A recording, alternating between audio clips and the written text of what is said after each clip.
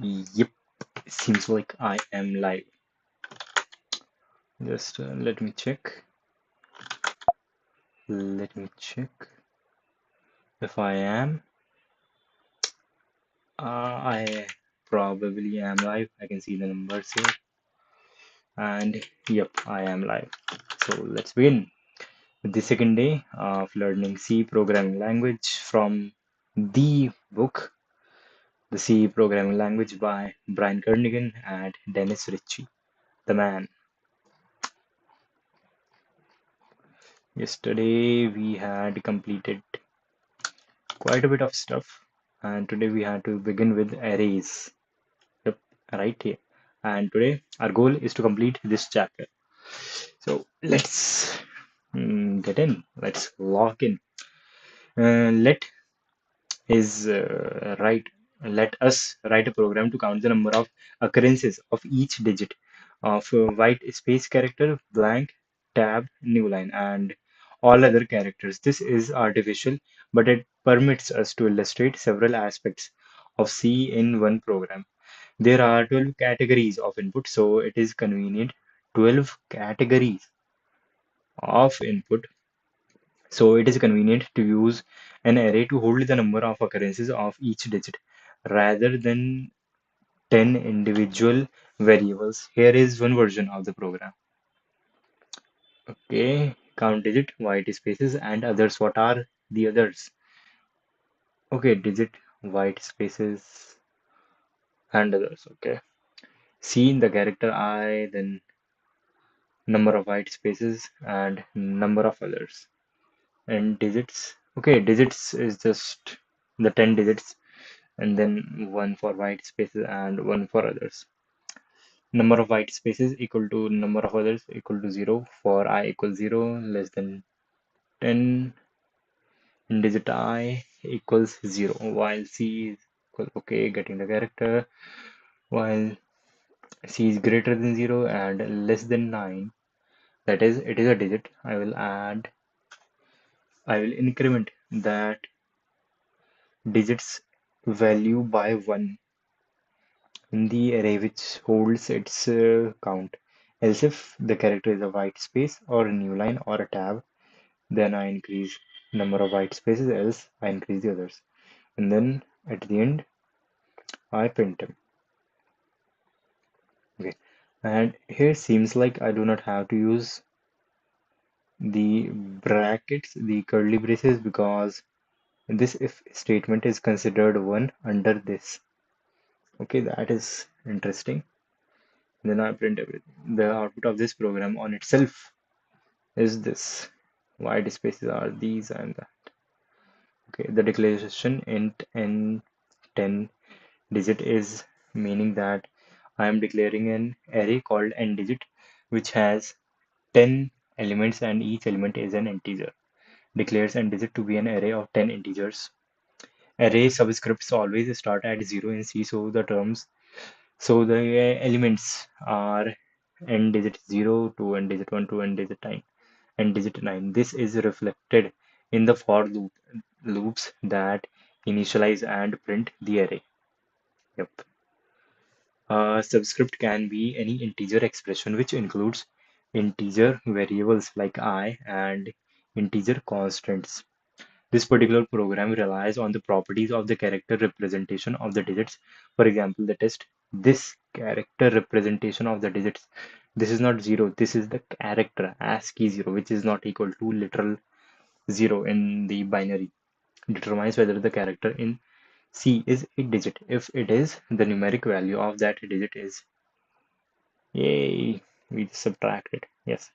This works only if 0, 1 and have consecutive increasing values. Fortunately, it is true for all character sets. That makes sense. By definition, characters, chars are just small integers. So char, character, variables, and constants are identical to ints in arithmetic expressions.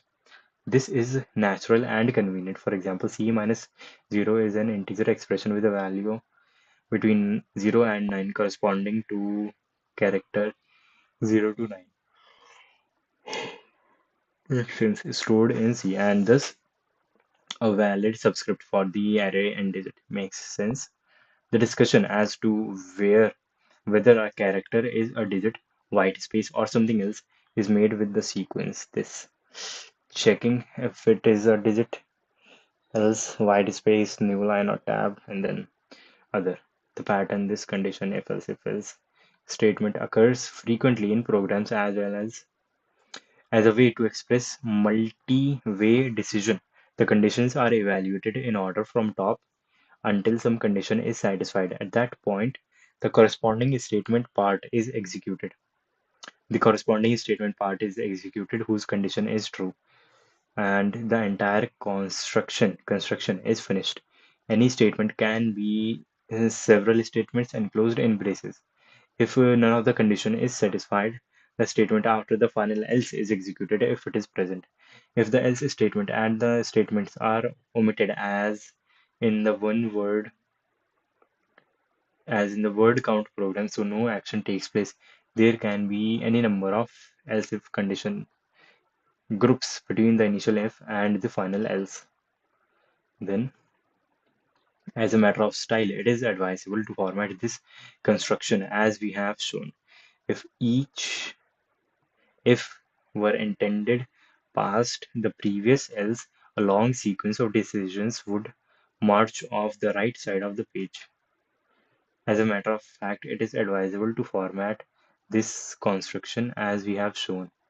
If each if were intended past the previous else, intended past the previous else, a long sequence of decisions would march off the right side of the page. That makes sense. So that is why we put them on the new line. The switch statement to be discussed in chapter 4 provides another way to write a multi-way branch that is particularly suitable when the condition is whether some integer or character expression matches of a one of a set of constants. For example, we will present a switch version of this program in section 3.4. Now exercise. Write a program to print a histogram of lengths of words in its input. It is easy to draw the histogram with bars horizontal. A vertical orientation is more challenging. Write a program that prints a histogram of the lengths of words in its input. Lengths of words in its input. That is a good program to write. And that is assembly language. Okay, I hope my stream has not stopped because it did stop in the morning.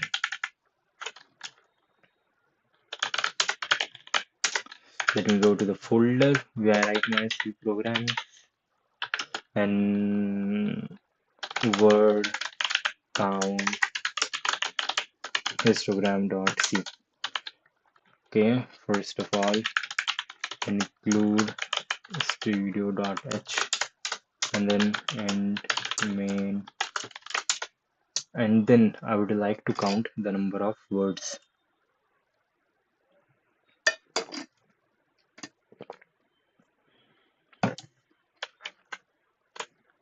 Write a program to print a histogram of the length of words and its input. I guess the length of max length of a word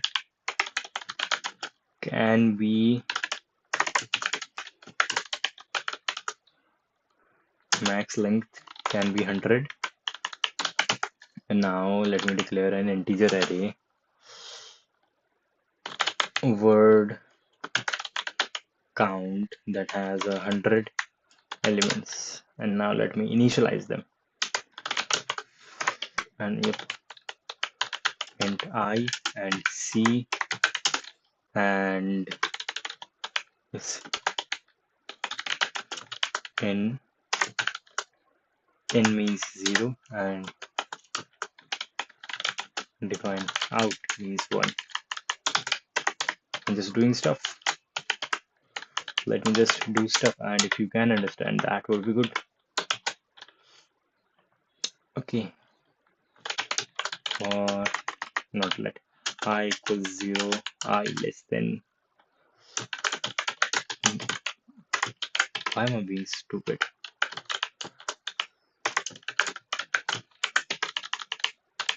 I less than max length, and I plus plus. What do I have to do? Word count I equals. So I have now initialized my word count array. And now, yes, I will also need another variable. So I is for iteration. Yeah, state, which will tell me if a variable is in or out. Initially, state equals out. Now, while c equals get char is not equal to end of file, I would like to see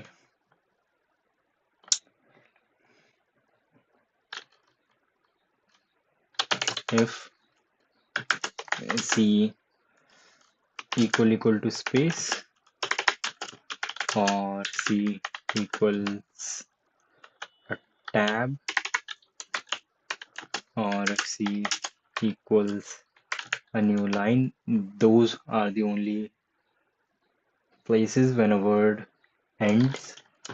So when something like that is happening, that is, I know a word has ended, then I would like to do a couple of things. First of all, I will make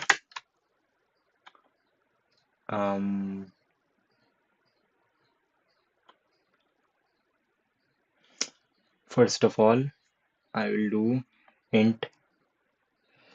I am expecting to see, well, wait, let me handle the else case before that.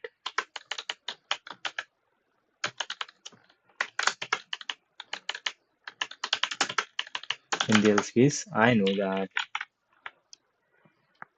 what I have is a character, is an actual character, not a space, tab, or a new line. And then I check the state. If state equals out, then what do I do? If state is out, then I do state equals in, but I do not have to check for it. I can just do that. So I can just make a state in and I plus plus, state in and I plus plus. That is okay. That is what I would like to do. And then if I am at a place where if I am outside the word, right, then I will know, check for a state. If it is in, that is, I just got out of a word, then I would do word count I plus plus, word count I plus plus, and state equals out. Else, if it is else, no, else nothing. Yeah, that seems to be correct. Then I would like to print it. First of all, I will see if the program is working, and then I will write a program to print the histogram. What do I do? I would like to print it. Yep, for I equals 0, I less than, let's say 50. I'm not going to write any, or let's just go with 100. I less than 100. 100 is the max length. I plus plus. Then printf percent %d and percent %d, and then new line. I will have 100 goddamn lines. Now instead of new line, I can have space. two tabs and then tell it I and word count I, lang word count output should be out and dot out.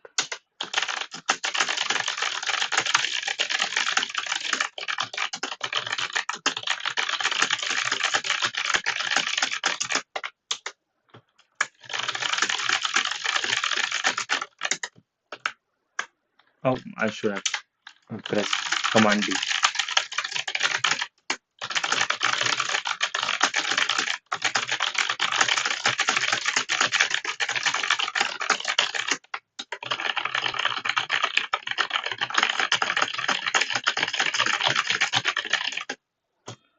Control D. Okay, I see 0 for all of them.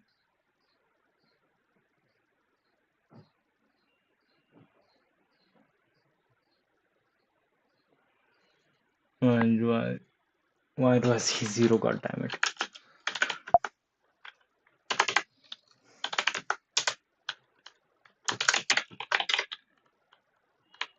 Word count I plus plus.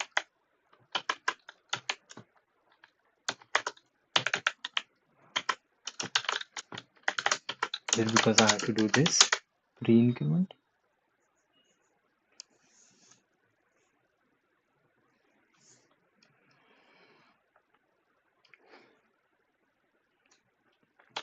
Oh, ba ba ba ba ba ba. I equals 0 here. And pre-increment is not a problem. Going dot slash out.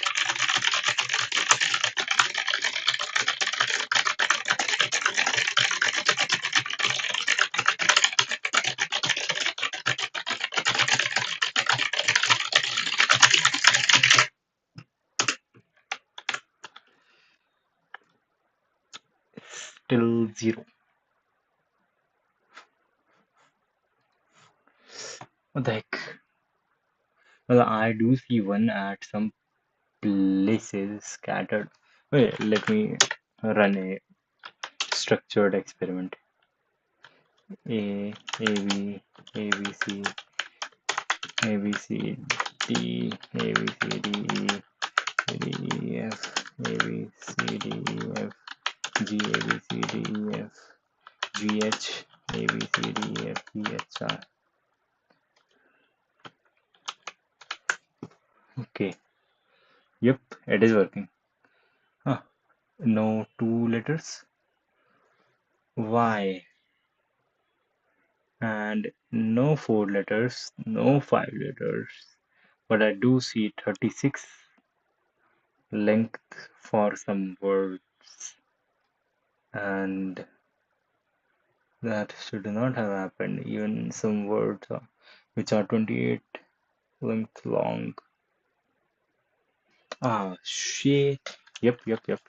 Of course, I'm not putting the I back state when I'm making state out. I should become 0 again.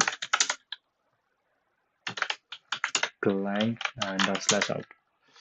A, B, A, B, A, B, C, A, B, C, D, A, B, C, D, E, F, A, B, C, D, F, G, A, B, C, D, F, G, something. Yep, it works. Yeah, it is working fine now.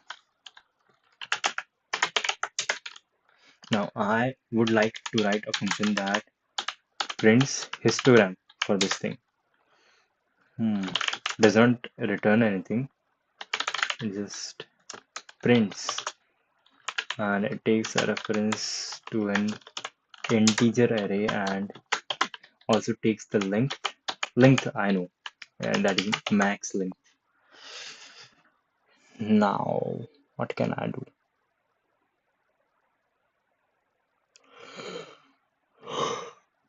Horizontal histogram would be easy.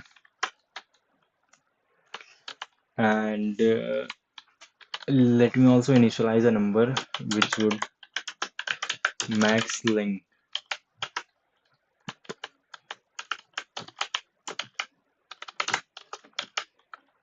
Array length is a different thing and max length is a different thing.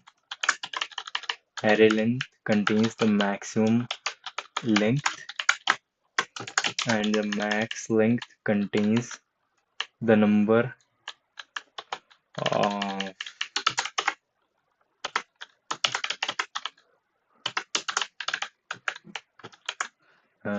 this contains the number of the length of the word that is the length of the largest word.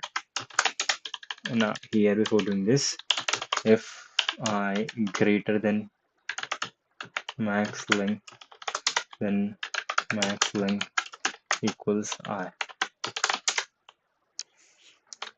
Wait, I can do this, right? Max length equal max length less than I and question mark.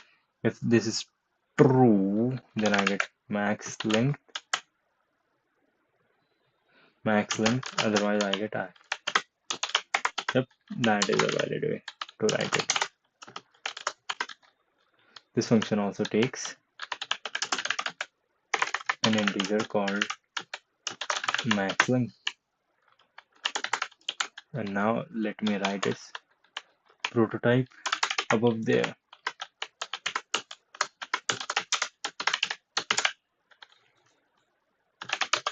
I would like to loop for int I equals 0, I less than max length I plus plus, not less than but less than and also equal to max length. And now I would like to print for int j equals 0, j less than I, no, word j less than array I less than, yes, less than I, and then j plus plus.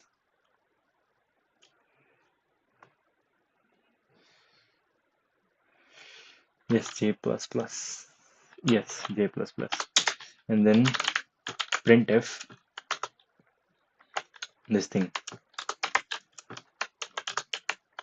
Then after that loop printf new line.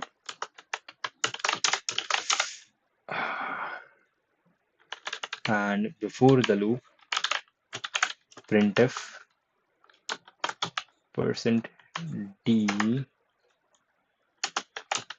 and this thing, and then I will give it j, not j but I.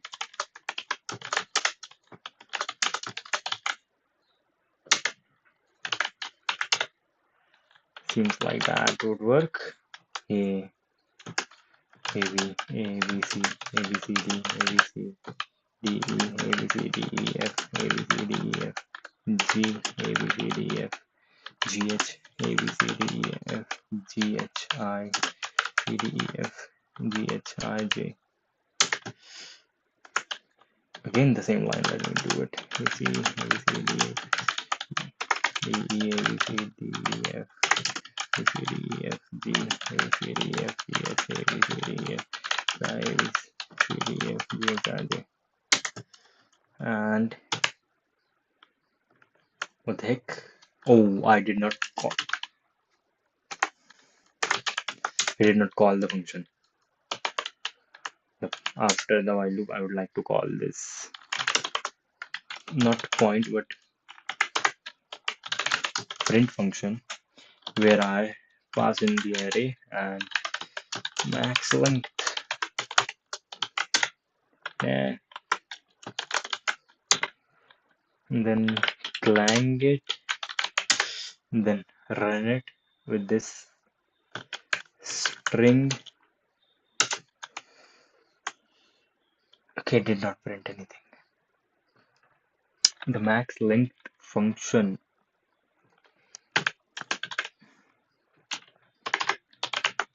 malfunction. Word count max length.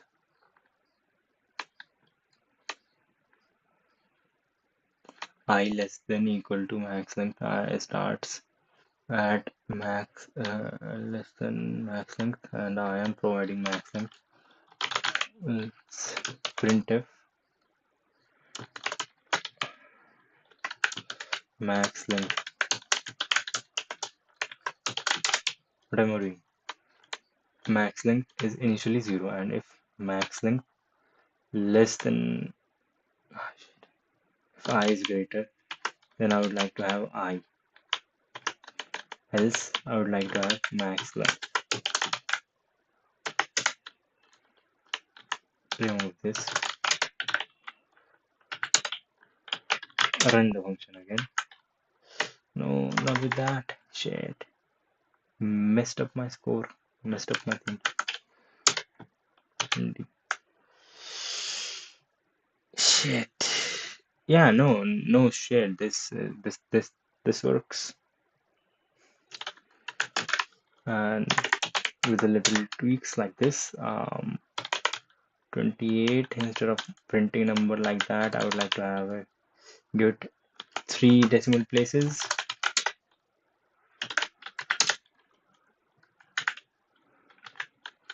Slash out and work with these 2 strings, and yep, it works.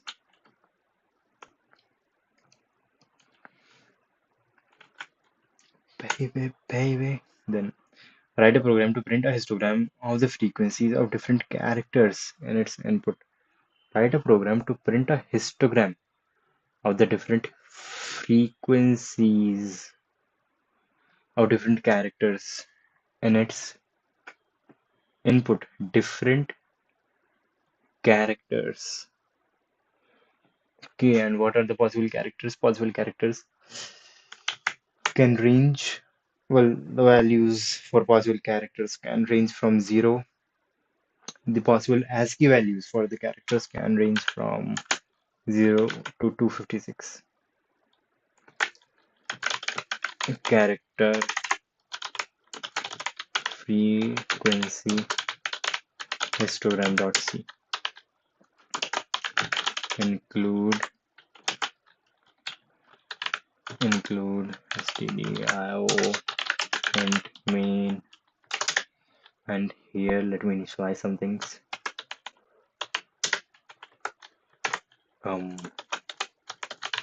Define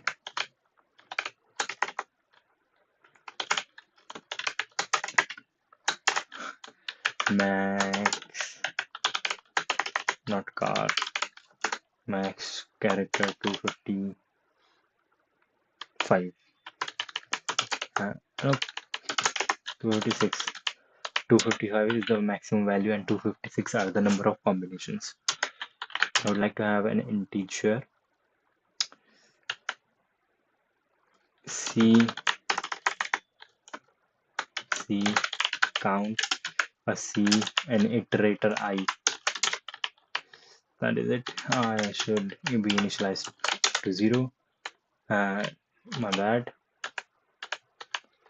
This int c count should be an array of max char, and then starting with for I equals 0, I less than max char I plus plus c count I equals 0.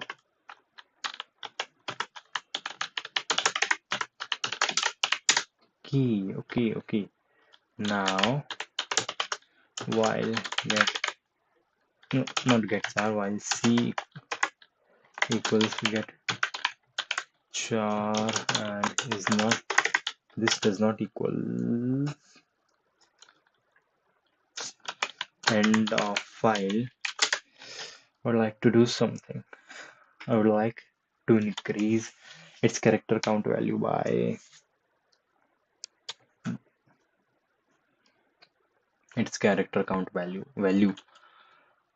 by 1. So c count c plus plus. This should work. Yep, this should work. And then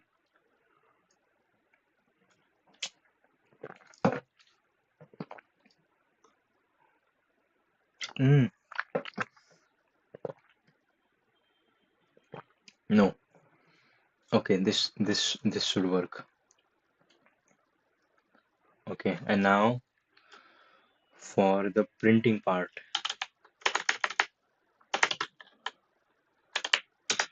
of printing the histogram, beginning with for I equals 0, for I less than max char, that is, I will have 256 arrays. Okay, 256 lines of histogram in the histogram. Okay.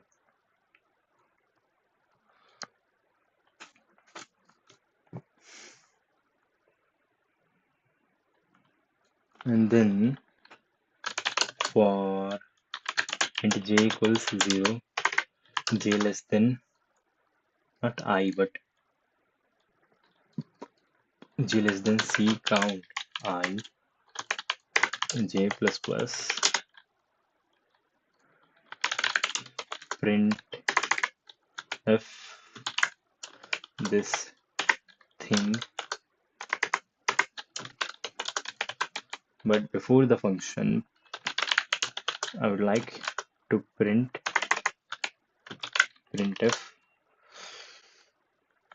the %c character, and yeah, and the character code is not I, but is I. Character code is actually I. And then at the end I would like to print a new line. This should work. Clang character, and the output should go to slash out.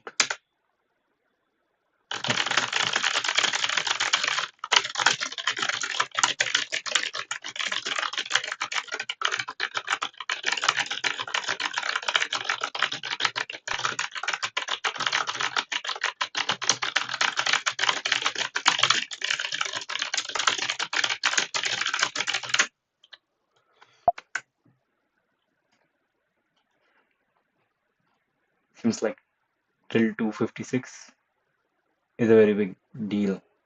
So what is this? This seems to be like space, and what is the character count for punctuation? Let's see. The character only exist from that till this thing. Okay.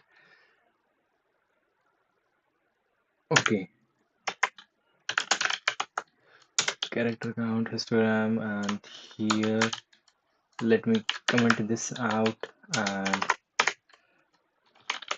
printf for this, it means %c, and for tilde it means the no, not the character, but print d, and for digit for that is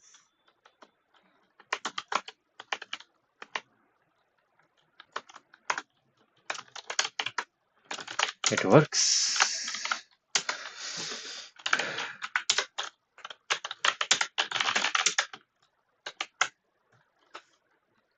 Okay, so exclamation mark is 33 and tilde is 126, so I have to go from 32 to 126. That would mean from every input I can subtract 32 so that tilde matches to 1 and everything follows. Okay, and the maximum length of the array is 126 minus 36. What is 126? No, wait, what is 126 minus 36? That is 26, 8, 4, 7 minus 100, 93. 93 is the length, going to be our length for the array. 93 and 93, 93, okay, make them all. And instead of doing this directly, I have to subtract from it tilde, exclamation mark, so that it points to 0, and here also instead of printing the character for I have to add to it tilde which I subtracted there, and instead of getting this I will start from 1. I have to add to I, not tilde, exclamation mark, and character, yes, exclamation mark, yeah, that should work, I guess. 72, 94.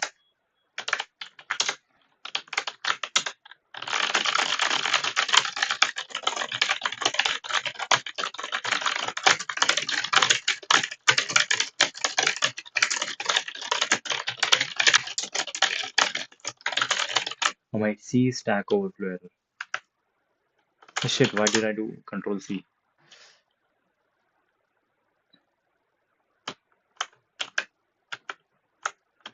Control D. Fuck yeah. What the heck is the problem?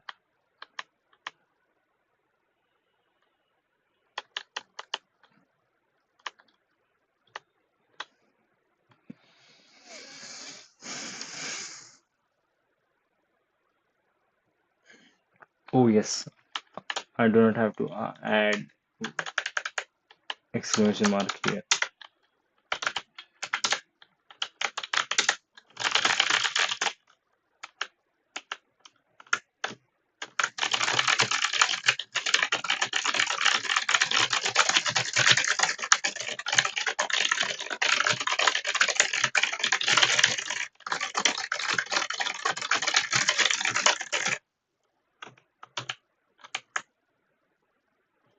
It works. It actually works. The histogram. Okay, now functions. How much time did it take me to do that? 38 minutes. Well, reading the array section, which is just like 1 page, and then writing 2 functions that took 38 minutes. We have a long thing to do. Let's move. In C, a function is equivalent to a subroutine or function in Fortran or a procedure or function in Pascal. A function provides a convenient way to encapsulate some computation which can then be used without worrying about its implementation. Without properly designed functions, it is possible to ignore how a job with properly designed functions, it is possible to ignore how a job is done. Knowing what is done is sufficient. C makes the use of functions easy, convenient, and efficient. You will often see a short function defined and called only once just because it clarifies some piece of code. That makes sense. So far, we have only used functions like printf, getchar, getputchar that have provided for us for us. Now it's time to write a few functions of our own.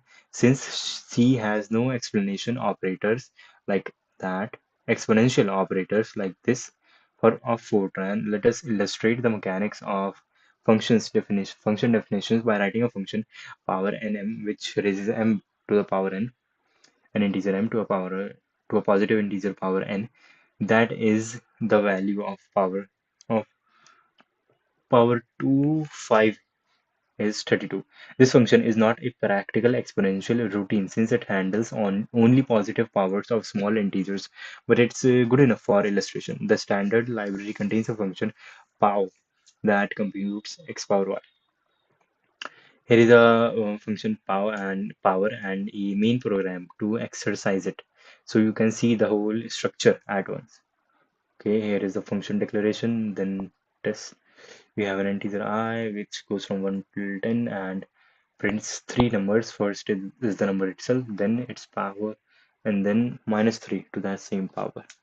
And here is the definition for the function power. It takes in two integers space and an integer I. Starting declares two other integers I and p.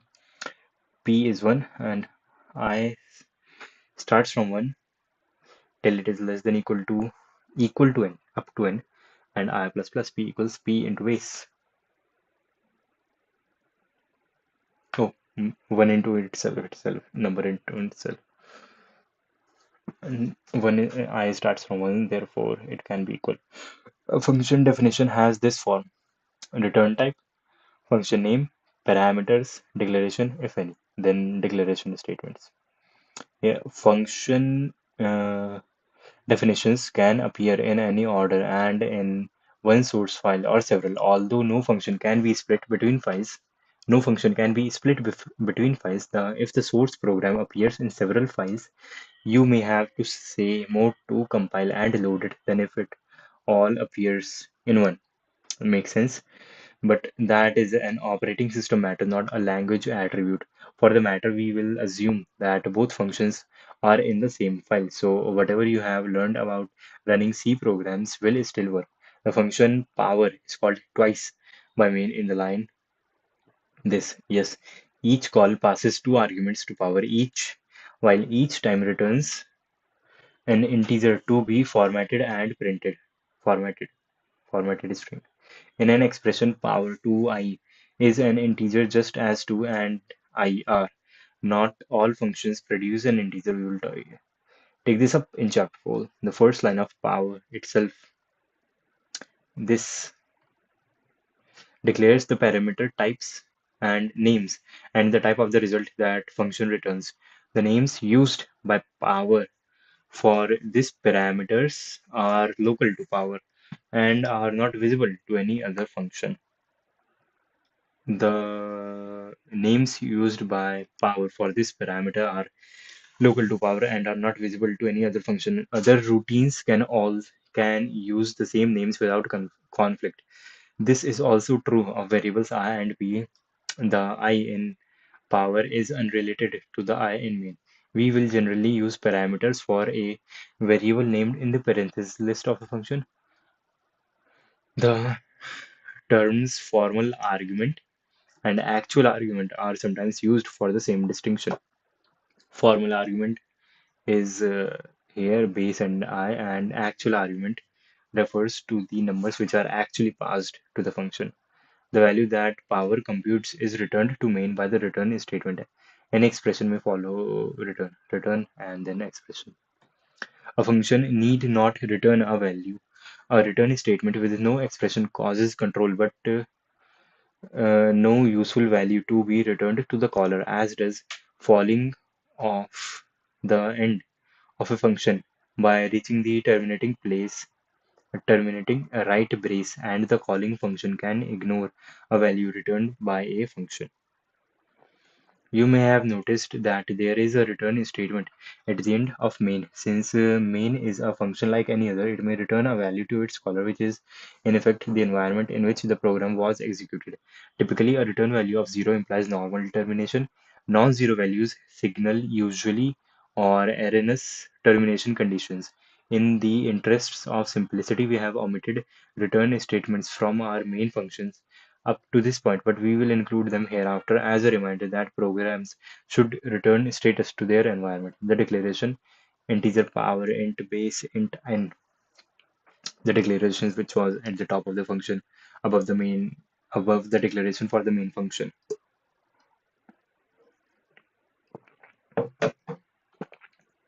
This just before main says that power is a function that expects two int arguments and returns int.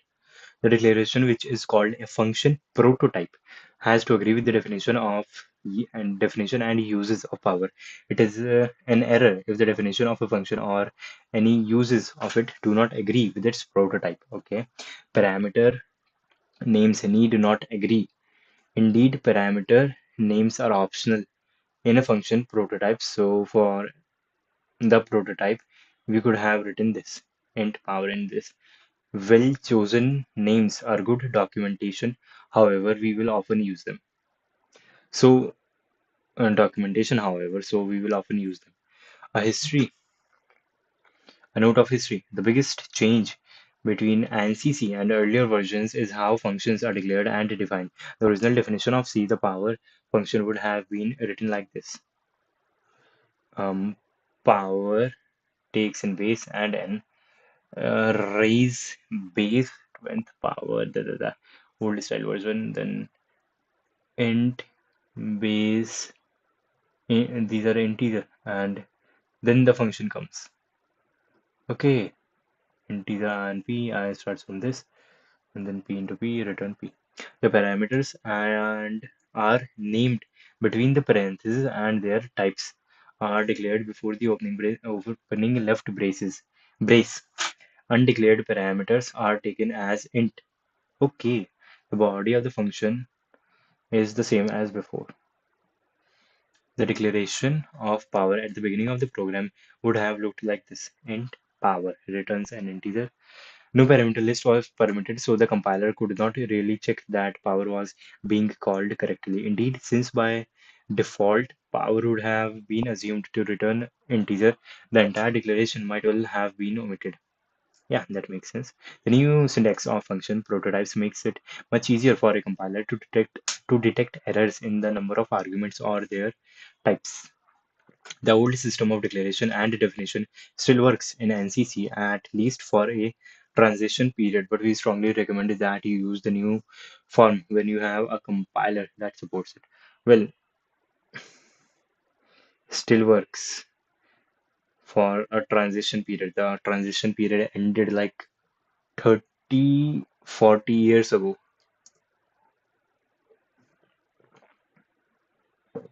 Yeah, I guess 30 years ago.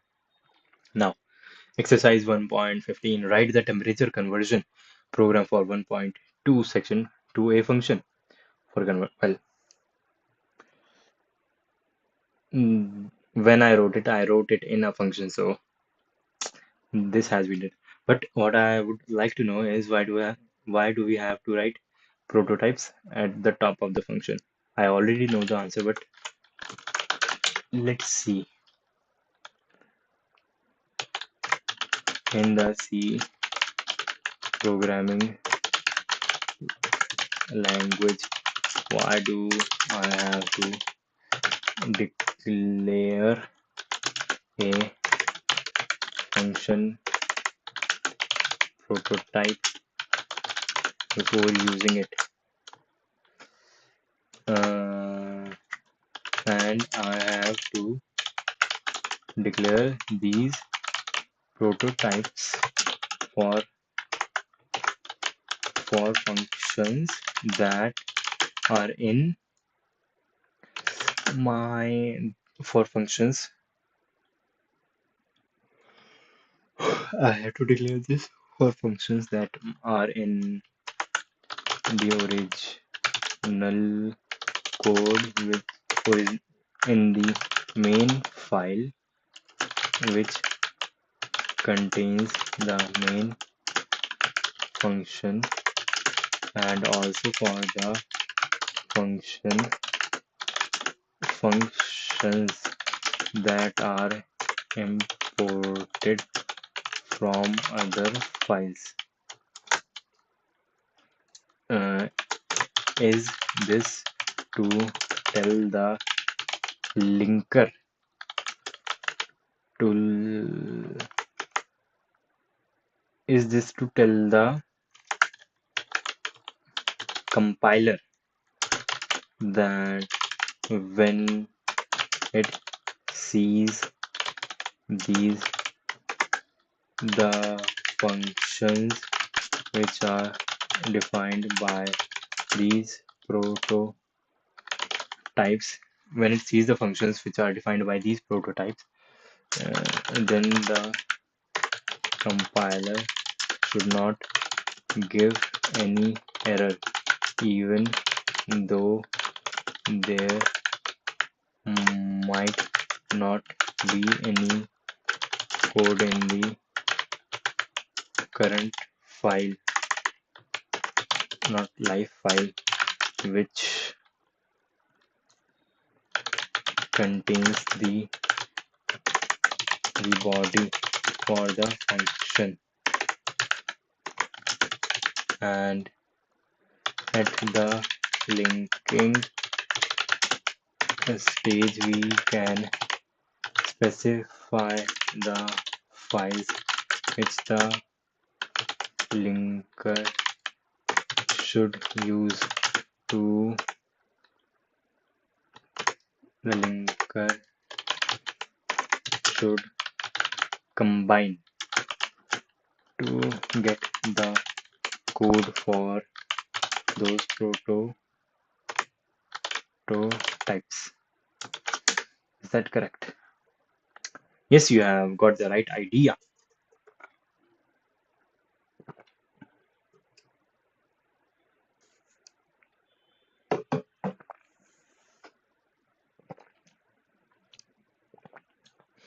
In C function, prototypes are necessary because of how the compilation process works. Let's break it down step by step. Why declare a function prototype? When you call a function in C, the compiler needs to know the function's return type, the number and types of parameters it takes. C is a statically typed language, meaning that if you have declared a variable to contain a certain data type of value, then during its whole life, that variable will only contain that data type, meaning that types are checked at compile time. If you call a function that the compiler hasn't seen before, it has no information about its return type or parameters, leading to errors or incorrect assumptions, meaning that types are checked at compile times. Static, they have to be static at the compile time. Okay, function prototypes in the same file. Even if a function is defined later in the same file, it is called before its definition. The compiler needs a prototype so it knows how to handle the function call. Even without a prototype, this will likely cause an implicit declaration warning or error because add is not declared before main. The fix is to declare a prototype before main, like this. Okay, function prototype for external functions. And yes, I also had to see what does the extern keyword do. Yep, when shit, my mouse. It is working now. When using functions from another file, the compiler still needs to know about them. The prototype tells the compiler that the function exists somewhere, even if its definition is in another file. You have two files, mathfunction.h header file. This is the header file. Okay, then mathfunctions.c contains the function definition. Okay, main.c calls the function. It includes the header file and then calls the function here. Now, when you compile, tell it that gcc compile this and this file into this program. Okay, so now I know how I can distribute my C code into different files. That is good. The compiler uses the prototypes from mathfunctions.h to check correctness, and the linker later combines main.o and mathfunctions.o into the final executable. Summary. Function prototypes help the compiler understand function signatures before their actual definition. They prevent errors when calling functions before they are defined. For functions from other files, prototypes allow compilation without needing the function's actual implementation in the current file. The linker resolves the actual function implementation later when combining object files. Would you like me to? Okay, now, yeah, we did functions, and now we did this. Now argument call. But before that, what does the extern keyword do in the C programming language? Let's see. I see something. Some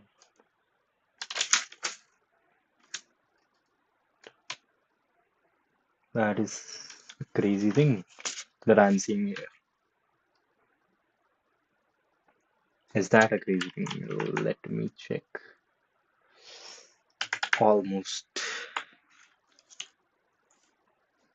Nah. Okay, extern keyword.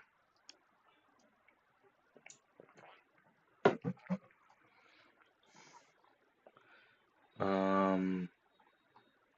Yep. The extern keyword in C is used to declare a variable or function that is defined in another file or translation unit. It tells the compiler that this variable or function exists somewhere else, but I want to use it here. Extern with global variables. Normally, if you define a global variable in one file and want to use it in another, you need to declare it using extern in the second file. For example, let's say you have two functions. File1.c defines the global variable integer count equals 10. This is the global variable and this is a function. File2 uses the global variable extern int counter. Okay, and here I can print counter. Now if you compile and link them together, the linker finds counter in file1 and resolves the reference in file2. Oh, extern means that there is this variable in another file, in another global file. The linker will take care of that. Okay. Extern with functions. Putting in C are functions in C are extern by default. Okay, so I do not have to declare that the function that I'm using from another file. I do not have to write extern printf. That is the reason I do not have to write extern printf. Okay, functions in C are extern by default, meaning you can use them across files without explicitly writing extern. However, you can still use extern for clarity. Math function this. Okay, here extern int add returns an integer, takes in two numbers, and at the compiling stage I do this. Extern and multiple definitions issue. If you declare and define a global variable in the same file without extern, another file also defines it, you will get a multiple definition error. Oh, okay. I have two files which have variables counter and counter in them both, and in a third file I am using extern to refer to a different variable in a different file. Then I will get error.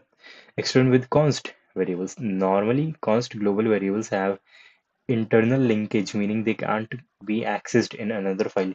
You can use extern to explicitly make them accessible. Const int this global constant, then extern const int max users declare external constant. Without extern, the compiler would assume max users 2 is local to main.c. Okay, extern in bonus. C in C++. Let's see. In a C++ program, I can use extern C, that is, prevents C++ name mangling. Extern C, I am inviting a add function from the C language, and it does this standard out some. Okay, this seems very cryptic, and that is a very viable reason to learn the C++ programming language. But I will do that at some later time, not right now. So there will not be a C++ series for at least a year. Right now, this is all we have. assembly series, C programming series, then I will be making a transpiler, but before that I will be making a WebSocket, terminal based WebSocket chatting application in the C language. It is going to be tough, really tough. And building a transpiler in C language is going to be goddamn complicated. But that will give me a very good grasp on the C language. I will also be making a transpiler in JavaScript and in Rust when the time comes.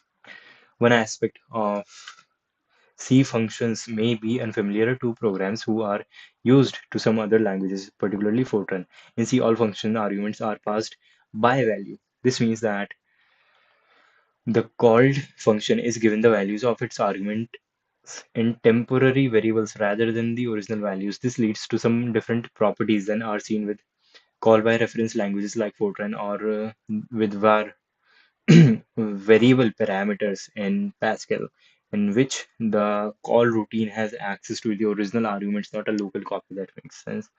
Call by value is an assert, however, how asset, however, not a liability. It usually leads to more compact programs with fewer extraneous variables because parameters can be treated as conveniently initialized local variables in the called routine. For example, here is a version of power that makes use of this property power, and this is the exact same version written above.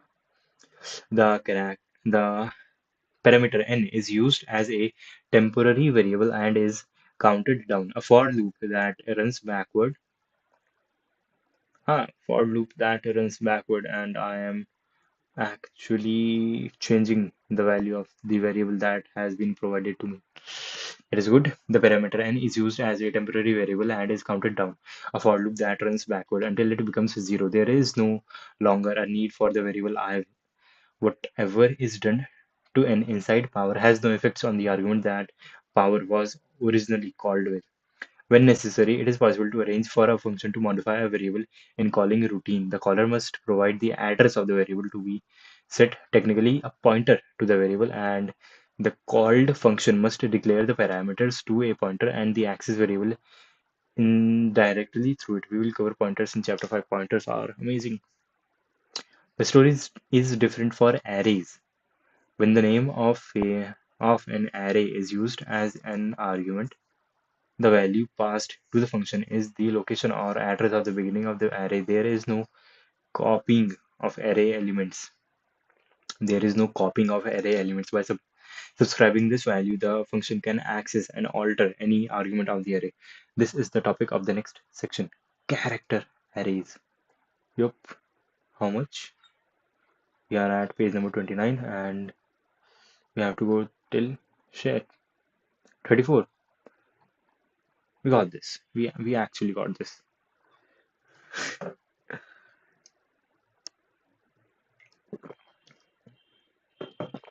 Writing programs will take longer, will take the most time, but we got this. Character arrays. Even if we have to sit for 3 hours, we got this. The most common type of array in C is the array of characters. To illustrate the use of character arrays and functions to manipulate them, let's write a program that reads a set of text lines and prints the longest. The outline is the let's write a program that reads a set of text lines and prints the longest. The outline is simple enough. Okay. While there is another line, okay, if it's longer than previous longest, save it and save its length, print longest line. This outline makes it clear that the program divides naturally into pieces. One piece gets a new line, saves, another saves it, and the rest controls the process. Okay, since things divide so nicely, it would be well to write them that way too, accordingly. Let us first write a separate function called getLine to fetch the next line of input. We will try to make the function useful in other context. In other context, at the minimum, getLine has to return a signal about possible end of file. A more useful signal design would be to return the length of the line or zero if end of file is encountered. Zero is an acceptable end of file return because it is never a valid line length. Every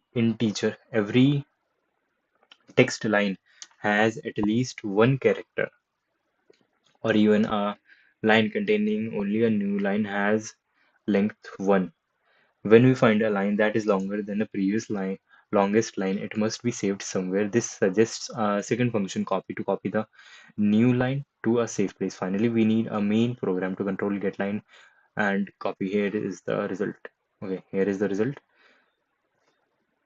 What does it do?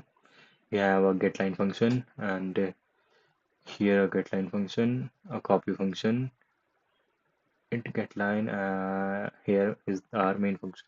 GetLine returns an integer, 0, or the number of characters. Then getLine, what does it do?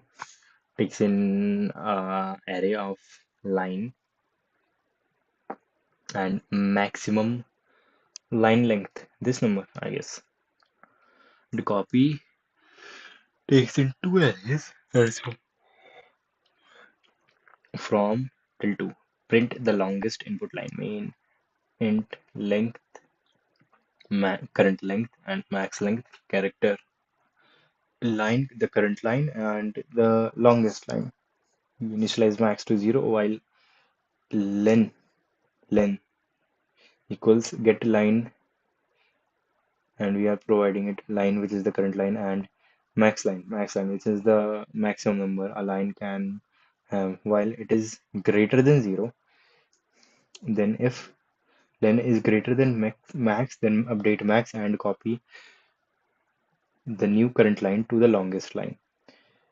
And okay, after that, if max is greater than 0, then there was a line, then print a string longest and then return 0. GetLine, read a line into s return length. GetLine takes in a character array and a limit. Okay, and initialize character and I for I equals 0 at I less than limit, and I is 0, and while I is less than limit, and we have not reached the end of the line, and we have not reached new line character. Well, then this goes on, and what do? We put I to the character, and at the end, we if c equals new line, then we start with 0, right? Yep. And at the end, we start with 0.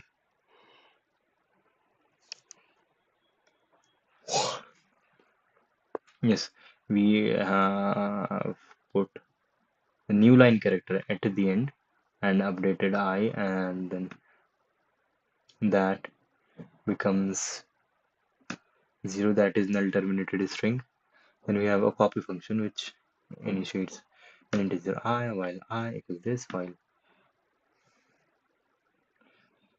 equal okay, assignment is not equal now. Increase I, and then at the end it does not return anything. That makes sense. The functions getLine and copy are declared at the beginning of the program, which we assume is contained in one file. Main and getLine communicate through a pair of arguments and a returned value. In getLine, the arguments are declared by the line this. getLine takes in uh, an array and an array of integers of characters and an int and a limit integer, which specifies that the first argument s is an array and the second lim is an integer. Limit is an integer.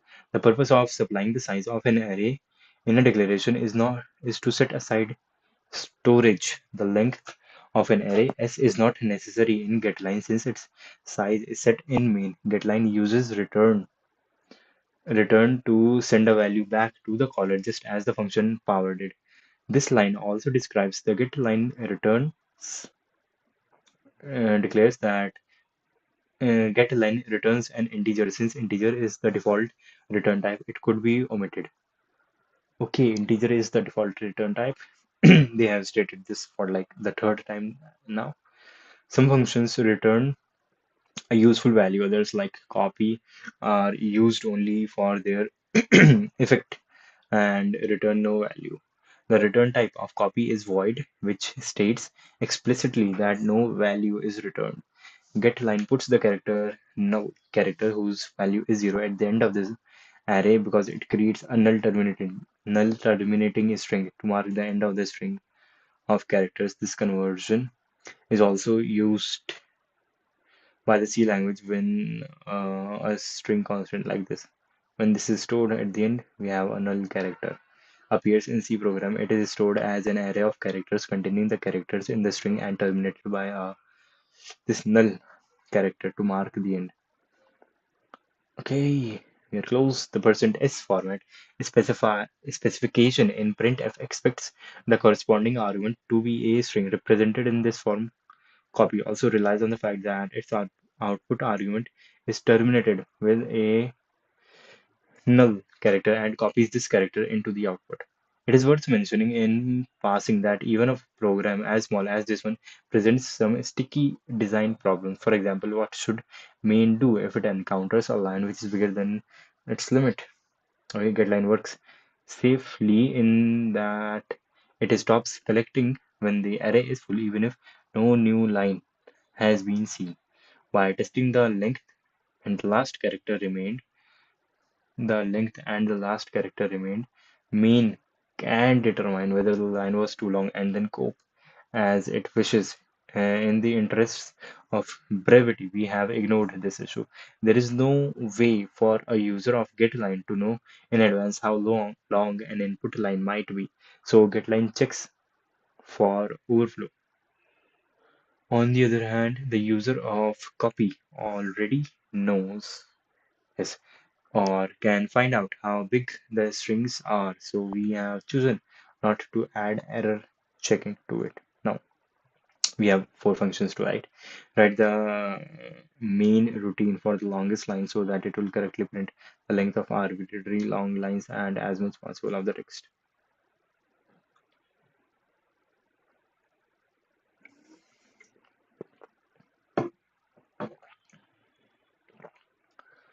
Revise the main routine of the longest line program so it will correctly print of arbitrary long arbitrary long input lines and as much as possible of the text.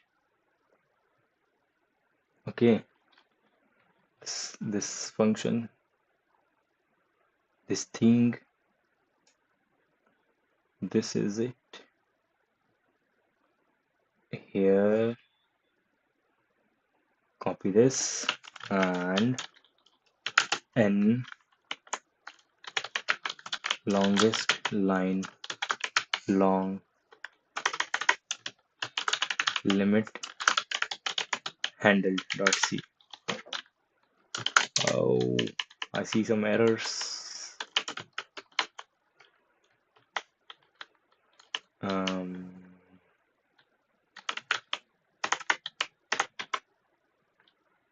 okay, get a line and char line and max line. Okay, I can make this s and make this lim if that matters. Conflicting types for get a line. Why is it conflicting? It is returning int and taking in an integer. Shit, that is conflicting there. I just literally copied the same line.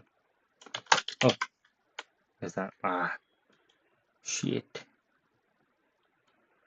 Character, string, and an integer limit, and getLine returns an integer.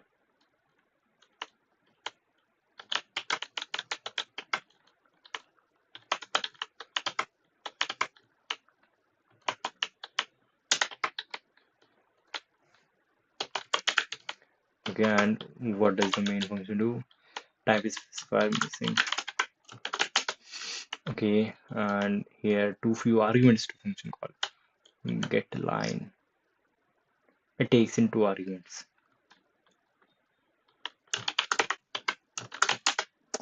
Conflicting types for get line. Why is it conflicting types for get line? Takes in a character, a string, and an integer, and returns an integer.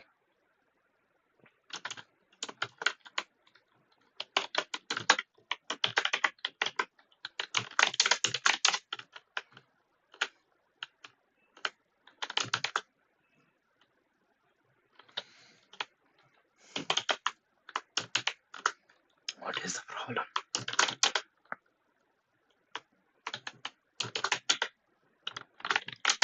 Does it compile? Longest line. We should go to dot out. Conflicting types for get line. And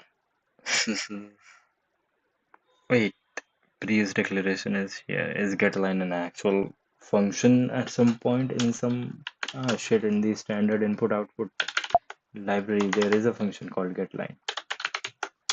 It must not have existed at the start of it. Line prev, that is private.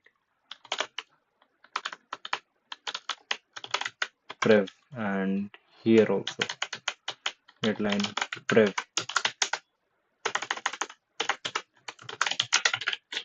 Lang and not slash out.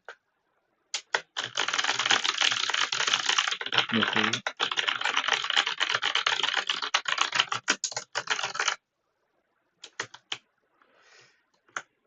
I do not see anything printed. Oh, nope. I saw the longest line, this one, printed out. I have to rewrite the main function so that it handles if the input line is longer than what it can handle.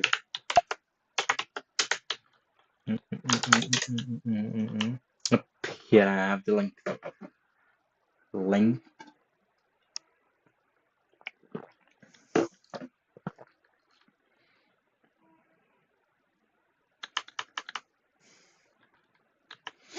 in the print function.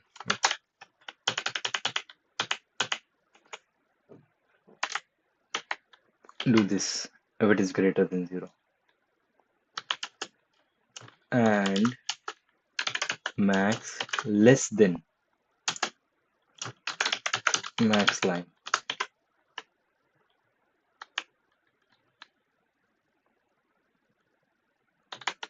Else if max greater than or equal to max line, in that case I would like you to call printf, but before that go to the longest max line -1 and make that equal to the null character, and then call the printf function, make it print a string, and the string is the longest. Question number 16 done. Now, question number 17. Write a program to print all the input lines that are longer than 80 characters.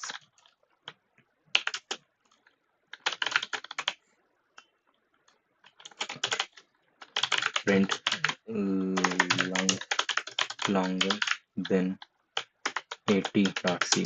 That is a very self-explanatory name. And let me copy these functions from here, paste them here, and I would like to print all the lines that are longer than 80.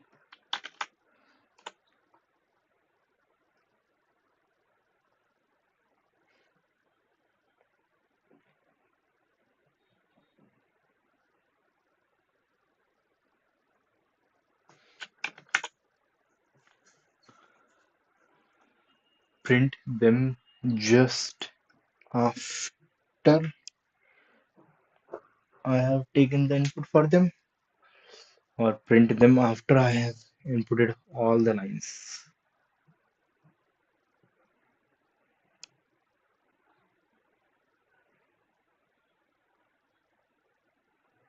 Yep, print them.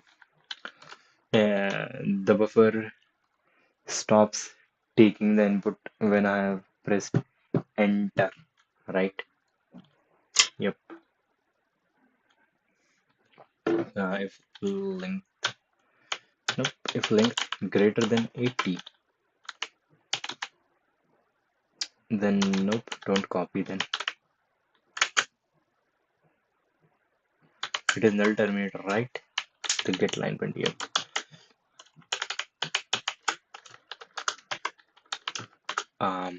Print string what the line. And here are few things which I actually do not need in this program. All this logic, get line prev. Yep, that is what I would need, but I do not need this, and I do not need this max line thingy. Nope, I do need that, but I do not need longest or max or this function declaration.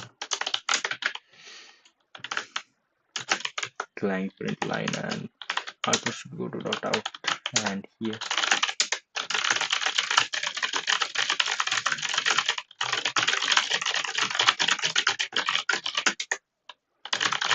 the line is longer than 80 characters. I do see it printed, so that is cool. Now this 18th, write a program to remove trailing blanks or tabs from each line of input or to delete entire blank lines.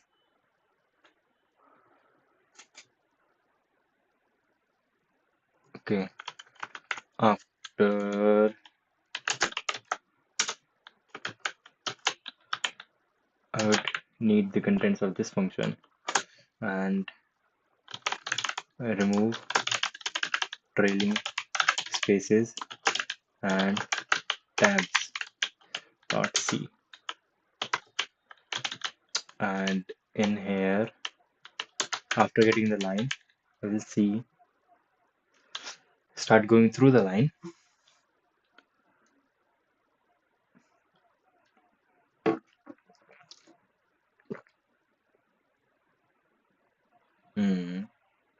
What do I want to do? I given a line I want to return.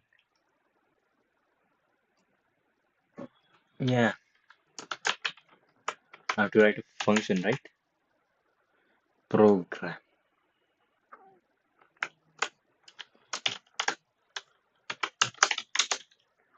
Okay.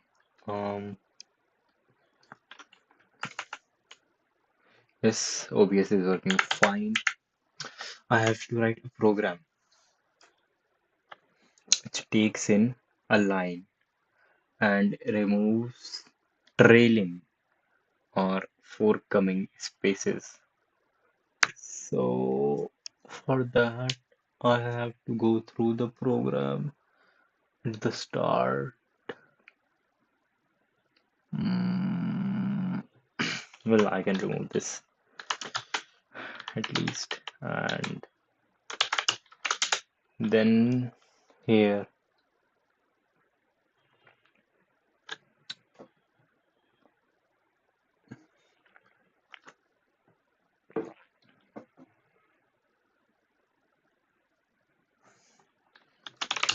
for int I equals 0, I less than length I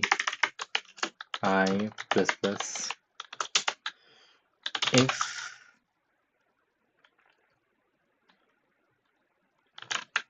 line I equal to space or line I equal to new line or line I equal to tab, then nothing.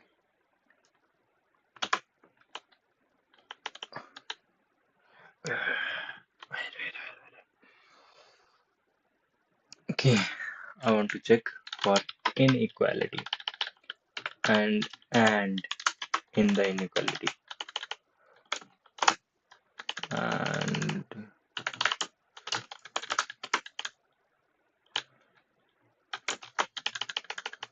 yep, and inequality. If this means that if the current character is not uh, any space, it is not any new line, or it is not any tab, if it is not any of these things, then okay, I will need some other characters too, like int start equals 0 and int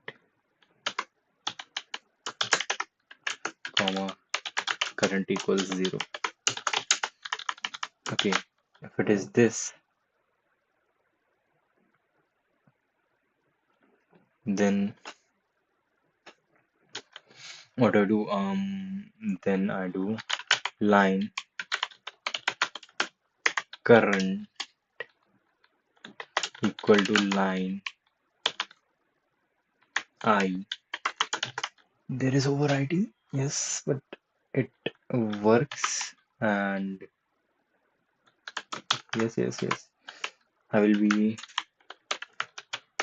updating current every time, and here in the else, at this point I know that the current character is not a character, it is either a space tab or a or end of the line. I have to see if it is start.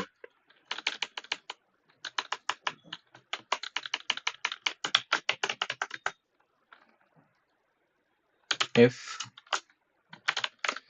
start equal to 1, I know that I have a space tab or a new line and I am at the start. Then what do I do? Then I do nothing, literally nothing. No, so I should check for inequality. That is, if I have and here also I can do start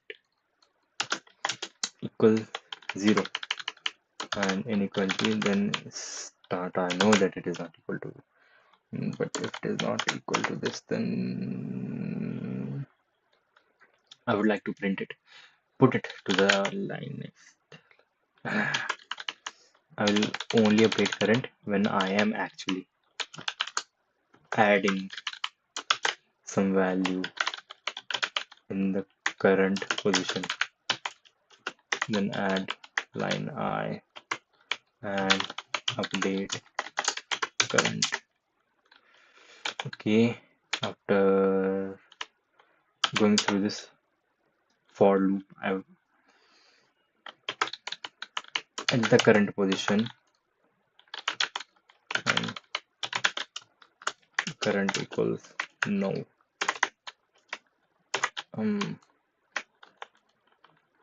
This and then printf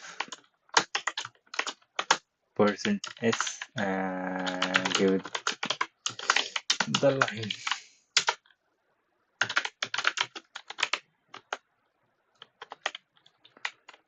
Now, what was the name of the program that I wrote just now? Clang replace, no, remove trailing spaces and /out. If I have tab, some character, tab, let's see, initial tabs are removed, space, Correct. Okay. And you have a new line.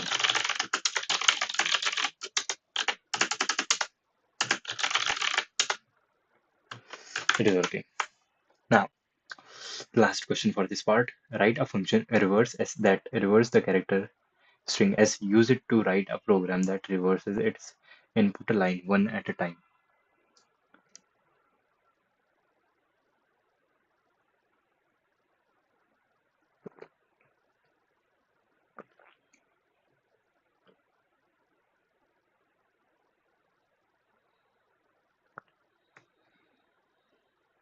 Mhm. Write a function reverse s that reverses the character string s. Use it to write a program that reverses its input one at a time. Go to this function, copy it, and make reverse string.c. And here, instead of checking for this, I have to reverse the line. For that, I will do a void function that will reverse a string, take in a string that stores characters. Now for int I equals 0,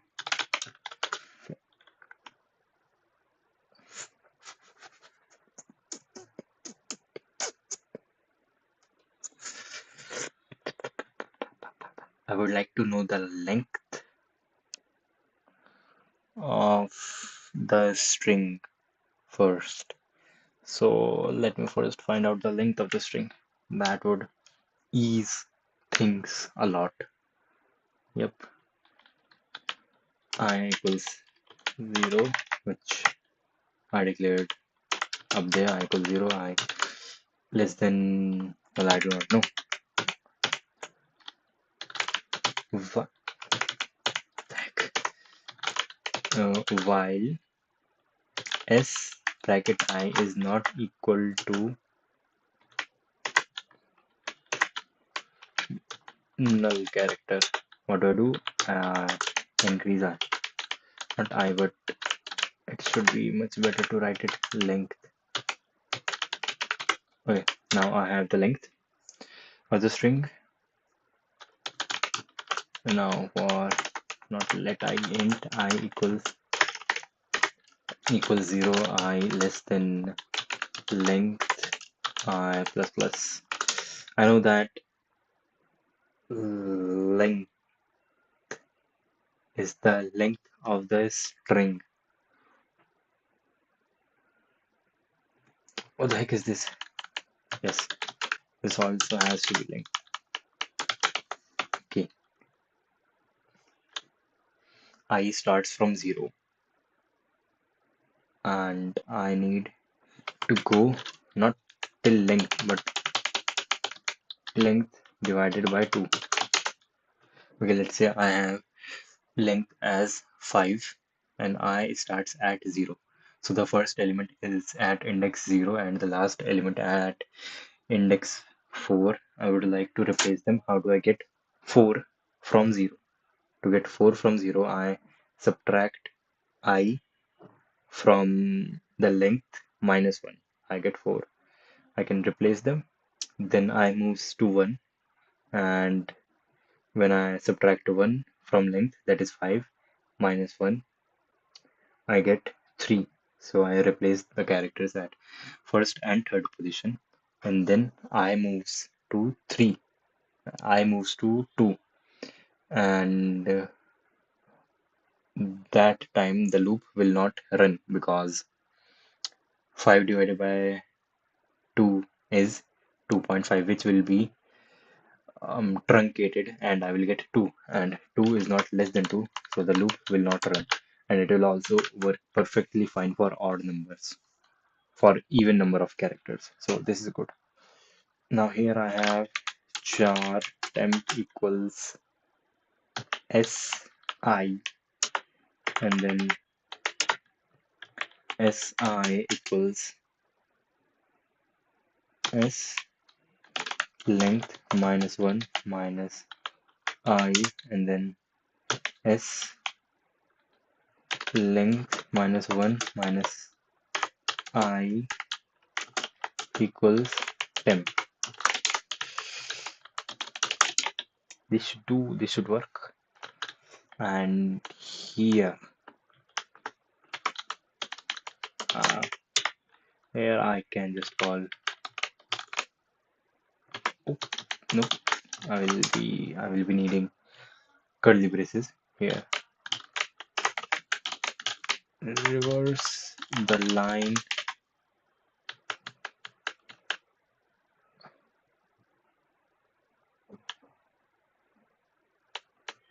prototype void reverse takes in a character string s. Yep, prototype was the problem, and then I can print f that character is string just like that. Clang. What is the name of the program I just wrote? Print lines longer than other place. Reverse string dot c. Output should go to dot out and dot out. A B C D E F G H. I get HF. Okay, I do get the opposite. But what the heck? The new line character also got replaced. Okay, let me fix that. The new line character also got replaced. So not for this, but check for new line. And now clang it and run it A B C D E E F. That works. External variables and scope. The variables in main, such as line, longest, etc., are private or local to main. Because they are declared within main, no other function can have direct access to them.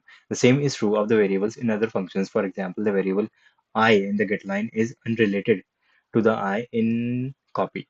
For each local variable in a function comes into existence only when the function is called and disappears when the function is exited.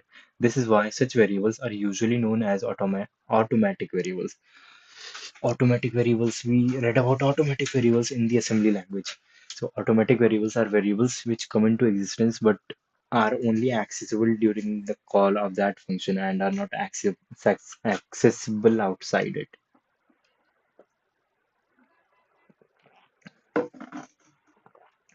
This is why such variables are called usually known as automatic variables following terminology in other languages, that is the assembly language. We will use the term automatic henceforth to refer to these local variables. Chapter 4 discusses the static storage class in which local variables do retain their values between calls. Okay. Now, because automatic variables come and go with function invocation, they do not retain their values from one call to the next and must be explicitly set upon each entry. If they are not set, they will contain garbage. That makes sense. Garbage values, that is the values that were put at those memory locations before this memory location was passed to the current variable. Now, as an alternative to automatic variables, it is possible to define variables that are external to all functions, that is, variables that can be accessed by name by any function. This mechanism is rather like Fortran common or passive variables declared in the outermost block. Because external variables are globally accessible, they can be used instead of argument lists to communicate data between functions. Furthermore, because external variables remain in existence permanently rather than appearing and disappearing as functions are called and existing, they retain their values even after the function that set them have returned. That makes sense. An external variable must be defined exactly once outside of any function. This sets aside storage for it. The variable must also be declared in each function that wants to access it.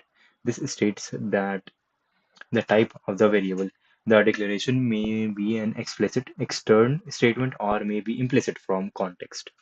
Okay, to make the discussion concrete, let us rewrite the longest line program, line longest and max external variables. This requires changing the call declarations and bodies of all three functions. Now we have integer max and longest and line, the current line arrays outside the functions, and get line does not take anything and copy also does not take anything. And what do they do? Get line just declares that it wants external array of character called line, which has been declared here. Okay, and copy does the same, external character line and longest, and it works with them. We are pretty close to the end. Should we be looking forward to the end? Guess not. But we have to have a certain amount of targets, and yeah, try to achieve them daily,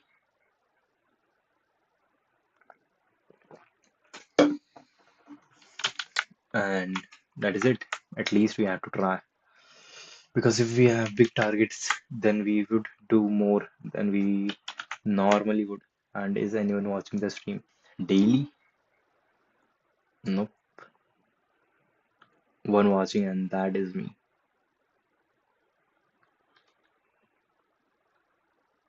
Okay, okay, okay, okay, okay, okay. Let me, should I show this to you guys? Okay. Um, yep. The external variables in main, get, line, and copy are defined by the first line of the example above, which states their type. The external variables in main, getLine, and copy are defined by the first lines of the example above, which states their type and cause storage to be allocated for them statically. Syntactically, external definitions are just like definitions of local variables, but since they occur outside of function, the variables are external. But before a function can use an external variable, the name of the variable must be made known to the function. The declaration is the same as before, except for the added keyword extern. Okay, there was some line store this type because storage can be allocated for them. Okay, in certain circumstances, the extern declaration can be omitted. In certain circumstances, the extern definition can be omitted.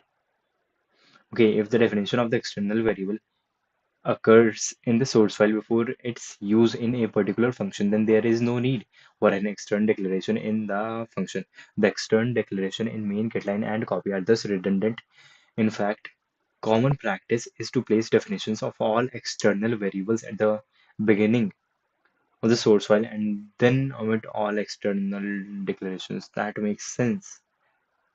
Because if you do that, if you define external variables which have been defined in other files at the top of your file, at the top of your source file in the global context, then when you are using those values inside functions, you do not have to declare them with the external keyword because now they are a part of your the current source files environment, global environment.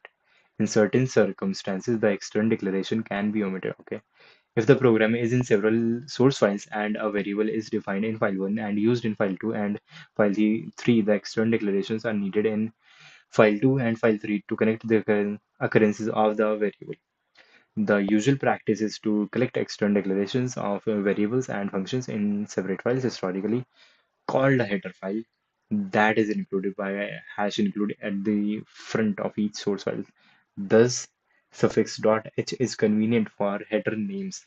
The functions of the standard library, for example, are declared in header files like in headers like stdio.h.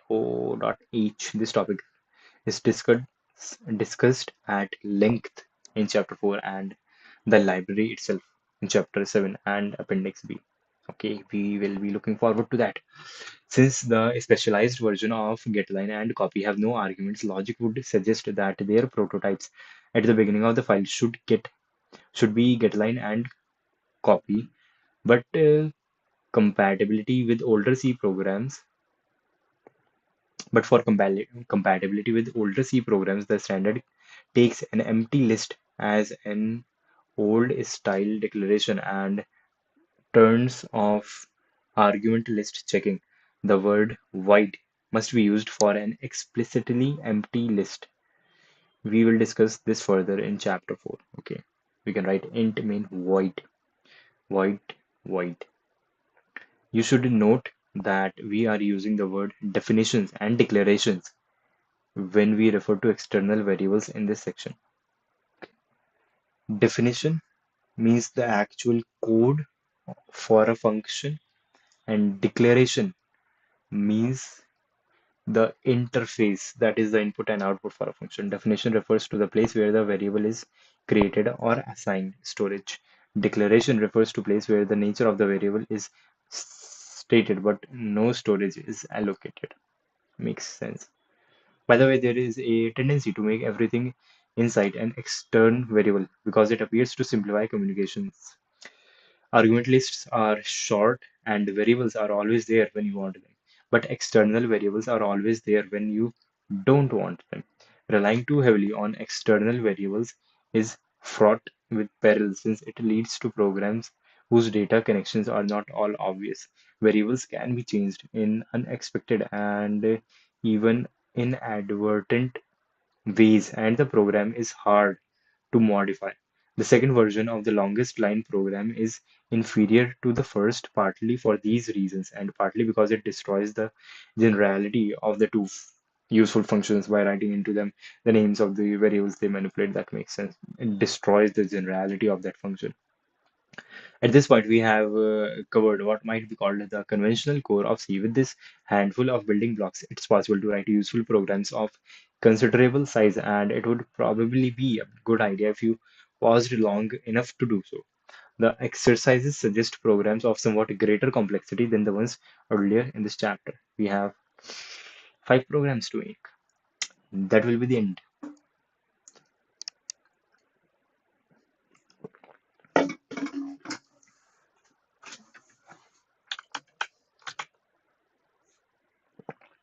Okay, 5 programs. We got this. Write a program D tab that replaces tab in the input with the proper number of blanks to replace the next tab stop. Assume a fixed set of tab stops, say every n columns. Should n be a variable or a symbolic parameter? I think the symbolic parameter would be better. Yeah, okay. N replace tab spaces dot c. Include stdio int main, not a void. This works. Now hash define tab stop 8, and in here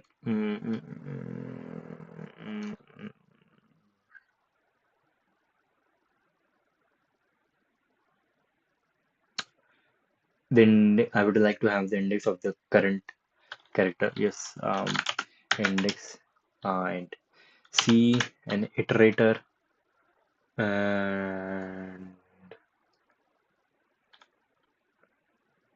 um yeah, that should be enough, I guess.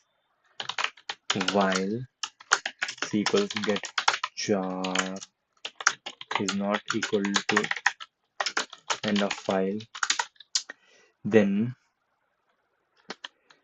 I know that I have not reached the end of file. Then C. What do I see? If C equals a tab, right? If it equals a tab, Then I have to see some things. And else just what do I do? Put char C and also I plus plus. No, no, no, no, no, no, no, no, no. I would also have to see if what is the value of I. If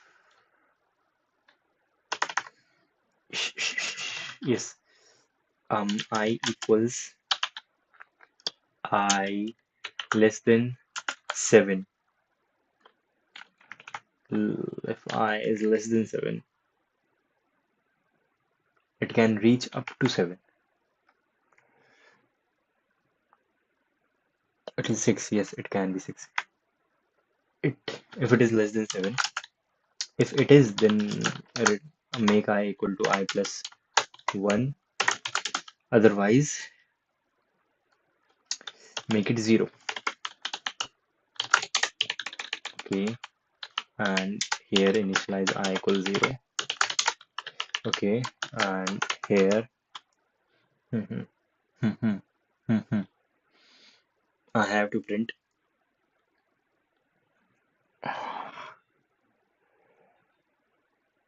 how many spaces? 8 minus I spaces for int j equals 0 r for int 8 minus I, right? So I can start from 8, that is the tab stop. And if instead of doing 7 here, I can do tab stop minus 1. Um, for int j equals 0, do I have to start with 0? There is a smarter way, right? If I start with tab stop and I have to do this till the value is greater than I. Yep. So tab stop j while j is greater than I and j minus minus. What do I have to do? Put char space and after that I equals 0.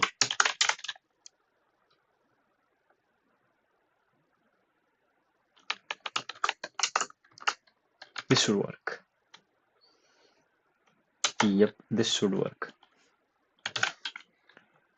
Clang replace tab with the spaces and the output should go to the output file dot slash output. Okay, and this and a tab and a tab and a tab, this and these are individual spaces replaced by tab. We did question number 20. Now write a program n tab that replaces strings of blanks by the minimum number of tabs and blanks to achieve the same spacing. Use the same tab stop as d tab when either a tab or a single space would suffice to reach a tab stop, which should be given preference. I guess a space should be given preference. Replace space with minimum tab dot c. Include stdio.h and int main void, not void but c and then it. Now I would be needing more numbers. First, I will be needing a number which will count the number of spaces that have been provided, and that is it, right? Yep. While equals get char via I not getting any telecommunication or suggestions by my LSP. LSP is not working. while this if C equal to space. Wait, do I have to only replace the space? Achieve the same strings of blanks. Strings of blanks, only blanks. I do not have to do anything with the tabs. If so, yes, let's just put jar C. Not like the literal character C, but C variable, C character. Okay.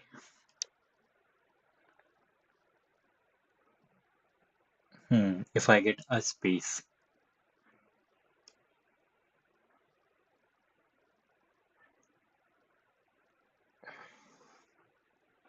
what do I do? If I get a space, I I make I plus plus. That is, I got a space, and when I get a character, I have to see if I greater than 0, and if I is greater than 0, that means that before putting the character, I have to put quite a few things here. I have to put tabs and spaces. Okay, then int tabs is equal to I divided by define macros tab space 8 I divided by tab space. So here I have the number of tabs that I want to print.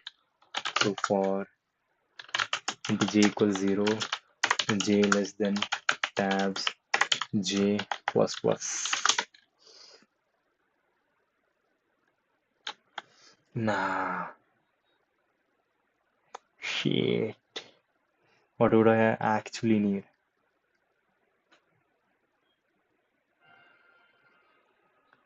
Yeah. I have to see the tab spaces that I have gone through till the start. Shit, fuck. Okay, I will be needing another variable. It seems like C contains the character. I will contain. Well, wait. I will have a variable called tab index, and I tab index will contain if a tab means 8 spaces, then where I am in that 8 spaces. 8 space chunk a line has been divided into tabs, and each tab has 8 characters, and in that individual 8 character chunk block where I am, this tab index will have that, and I will contain the tab number, the number of tabs. Okay,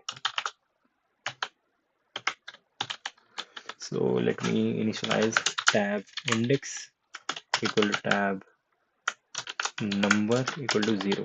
Okay, and here, yes, I will have to change the logic for this, and this can be replaced with tab number of tabs, and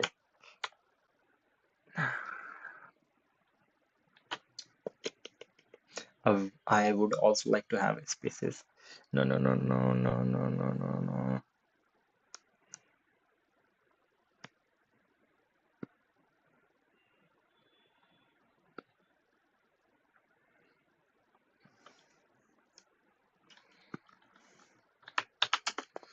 If I have tabs that are to be printed,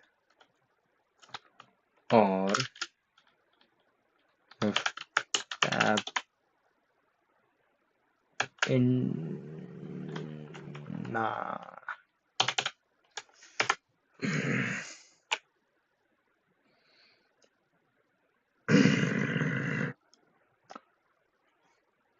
I have a character, right? Yep, I do have a character. Space. I also have to be able to print single spaces. Okay, what will I do when I see a space? If I see a space, then it would mean either I came from a character or this is a space that uh, whose previous character is also a space. And but anyways, I will have to increase the tab index. The question is, I will have to increase it for everything.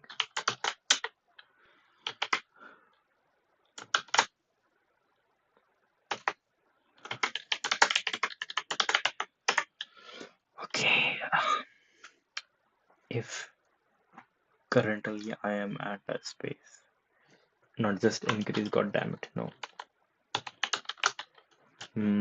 Tab index equal to tab index. If it becomes greater than tab, no, cannot let that happen. If it is less than or equal to tab, if it is less than, only less than tab spaces, if it is less than tab spaces, then tab index.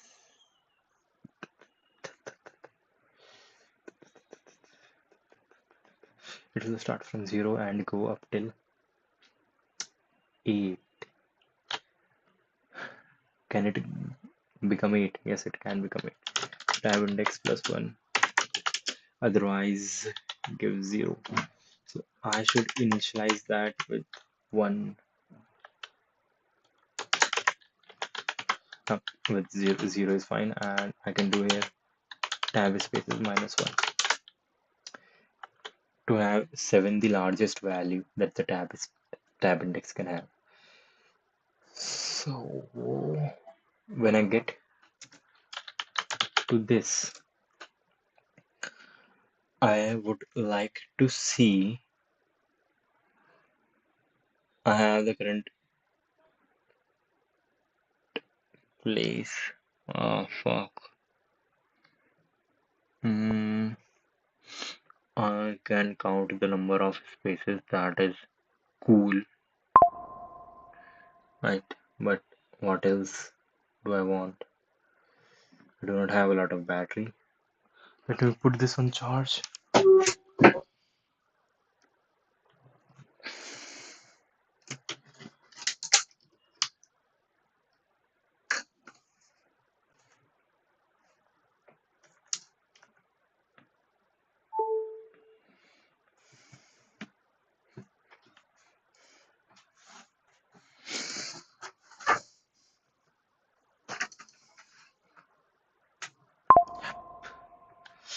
Shit, I guess I will have to pick up this call. Wait a minute. Um, yeah, and also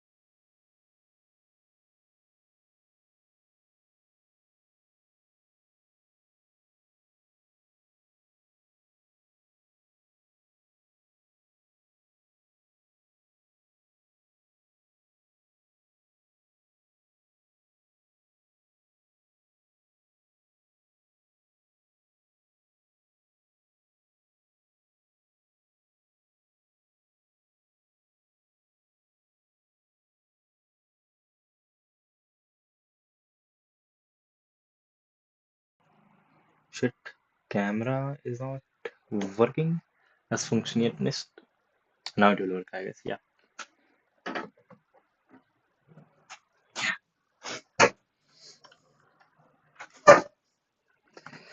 Okay, and we were here at fucking hell. We are only at the second question. Okay, let us complete this at least. Then we can do these tomorrow. Is that pushing out? I guess not, because we have been streaming for 2 hours. It will not be pushing out. Now, C is a blank space. What is the process that we can take here?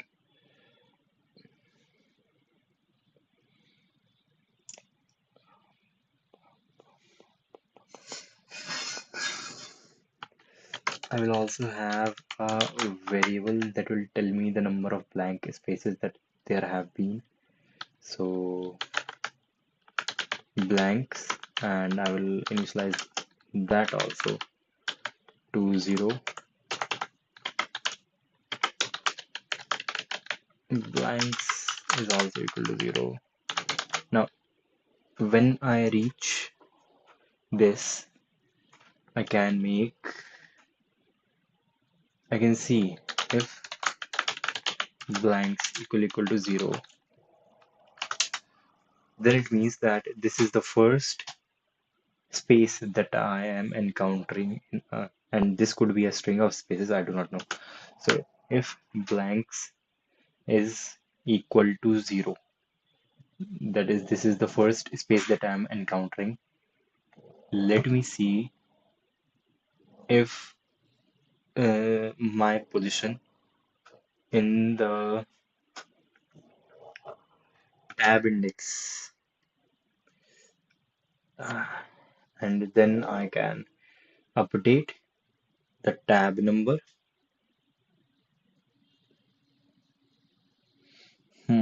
Yes, and then I can update the tab number, because when I will be printing the tabs and spaces, I suppose that I will print. Okay, when I am here at this point where I have not tab number but blanks greater than 0, then I will print number of tab spaces, and tab spaces which will be put char a tab, and also for int j equals 0, j less than tab tab j less than tab index j plus plus, and put char spaces. Okay, this is what I want. This is what I want. When I encounter a character which is not a space, then I am supposing that the tab space contains the number of tabs spaces, and the number of tabs that are to be printed, and oh shit, tab space, no, not tab space, but tab number, not tab space, but tab number, and here also tab number. Okay, tab number contains the number of tabs that I want to print, that I would want to print, and tab index contains the number of spaces that I would have to print after the tab. And then after all that, I can start printing the characters. Now here, if I know that this is the first space that I am encountering, I have to update. The only tricky part is when to update tab number, right? Uh, if I have a space, I can update this when if tab index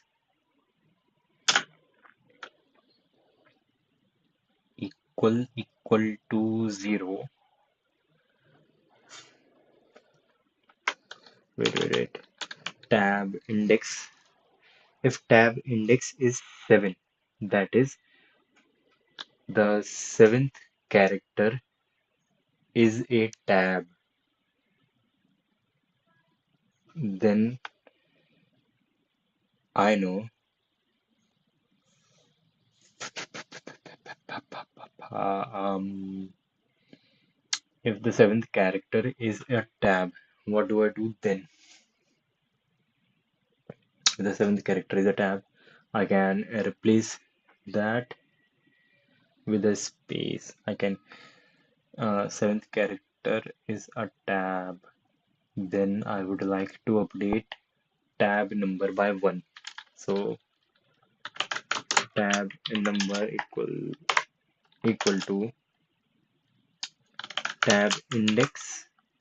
If it is equal to 7, and that is the largest value that this can have. If it is equal to 7, then tab number plus 1. That is what I want, and else just do not update it, right? And what can I update? Blanks plus. And one more thing, there seems to be some problem here.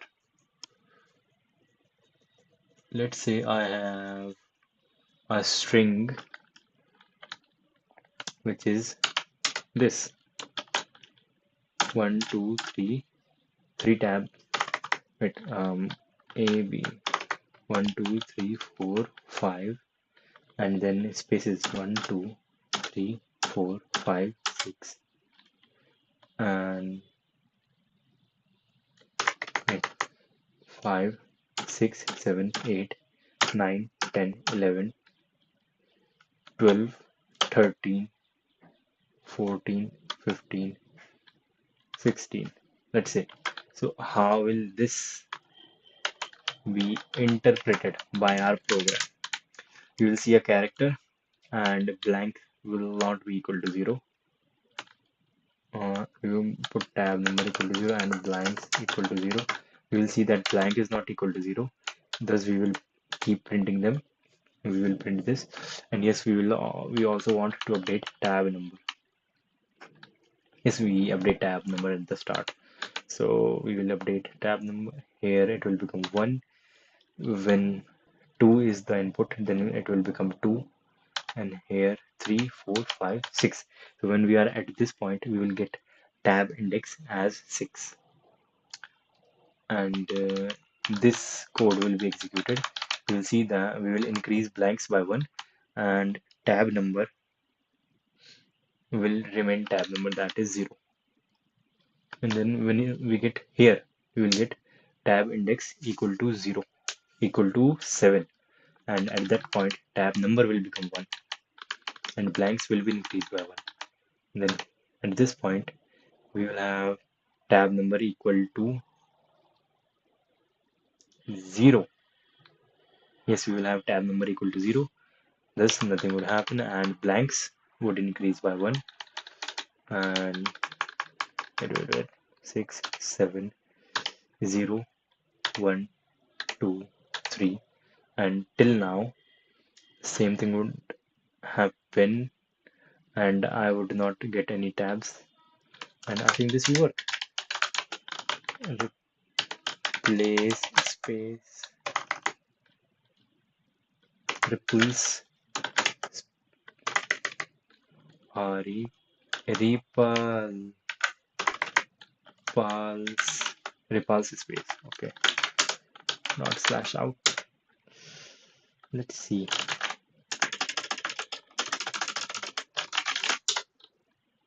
Okay, there is a little problem there. Let's see.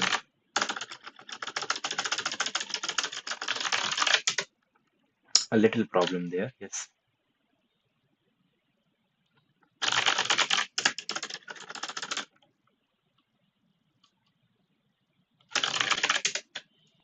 Yep. Tab number is not being updated properly. Yep. Tab number is not being updated properly. I'm updating tab number when tab index is 7. Or maybe should I update it when the tab index is 0? Because I just passed. Yeah, let's see if it is 0.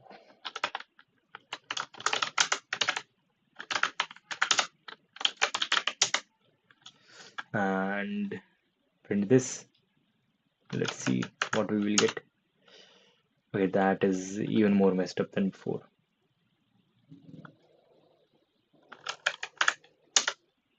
Yep, that is messed up.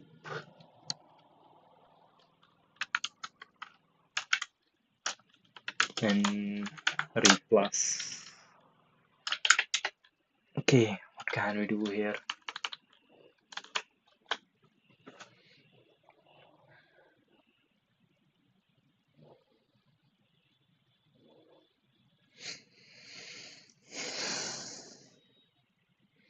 I am printing the number of tabs. I want to print the number of tabs and spaces replaced by that.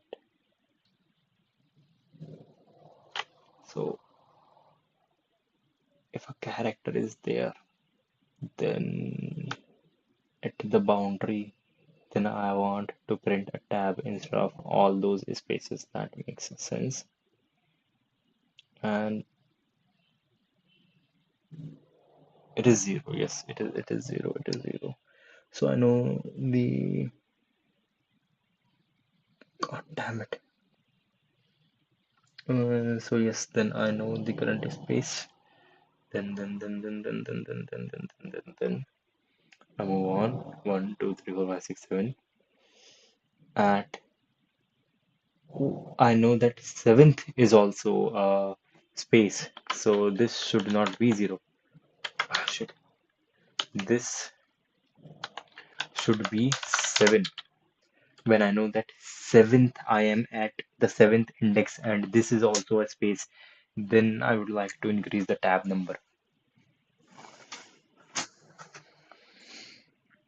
And now it seems like the problem is happening with the way I am handling tab index.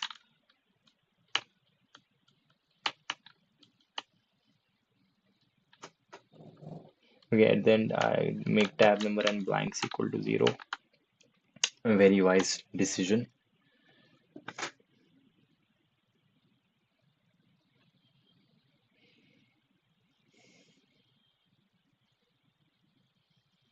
Hmm. After printing tab number, I am printing tab index times space. That is, if it is 0, then I do not print it. If it is 1, then I want to print it twice. Then instead of this, I should make it less than equal to and tab index. Then clang dot slash out. Let me use what I did before. And still there are problems. There are still problems that need solving.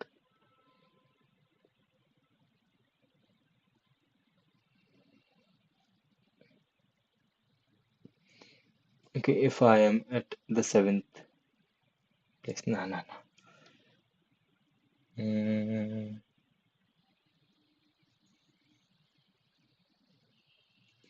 No, it should not be up to.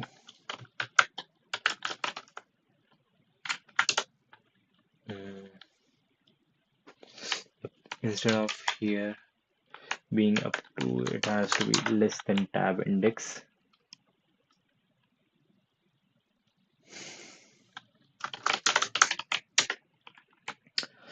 Okay, we will have to see about this tomorrow.